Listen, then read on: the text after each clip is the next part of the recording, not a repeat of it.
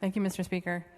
I've had more than one person comment to me this week that they believe some of the additional gray hairs in my head were a result of this process in this bill, and I don't think that they would be wrong.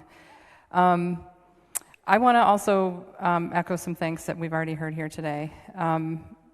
You heard the gentleman from the 72nd talk about Wisconsin not having a fraud problem, but a perception problem.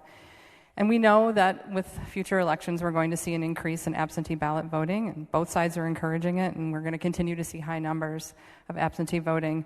And when there's such a volume and limited time, that perception can be that votes appear out of nowhere, when in reality, it just takes a really damn long time to process.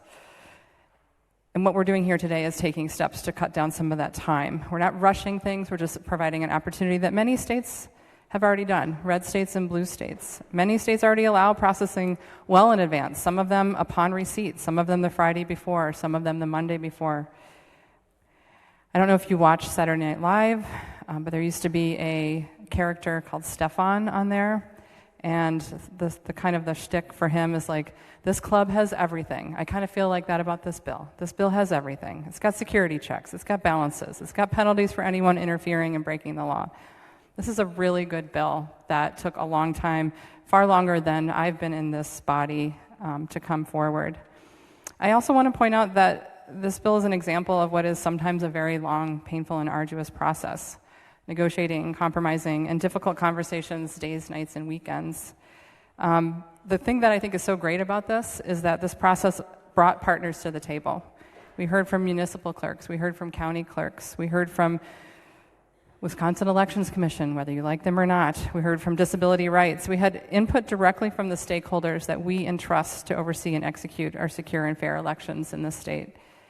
And I'll add that we had some conversations with the governor's team, bipartisan conversations, which I think we all know in this body is sometimes very rare. And the reason we did that is because we wanted to make sure that this is something that we can pass in a bipartisan fashion and that has an opportunity to be signed into law, because we know how helpful this will be to our clerks and ultimately to the voters and their feeling, how they feel about elections, transparency, and fairness. This bill finally required a lot of trust between colleagues that are really most often at odds with one another and maybe don't even really like each other, frankly. But we were willing to set aside some personal opinions and do the work that the people of Wisconsin continually tell us that they want us to do, true bipartisan cooperative work.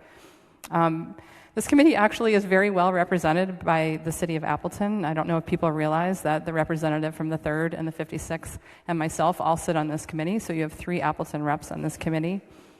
I want to thank the representative from the 3rd for his willingness to get this bill to the finish line, the work that he did with Democratic support, even when taking his lumps. 5 hurrahs for that. I want to thank the fellow committee members, the representatives from the 56th, the 69th, the 15th, and the 25th for the unanimous vote out of committee. And I want to thank the chair, the representative from the 72nd, for his candor in immediately setting the tone on this committee and really unabashedly pushing back against those who view bipartisanship as bad practice. We should not be punished, and there shouldn't be rancor for reaching across the aisle and working with one another, whether we like one another or not. When we have a path to agreement and we can trust that we're not trying to screw one another over, when we put the people of Wisconsin first, we can actually do hard things.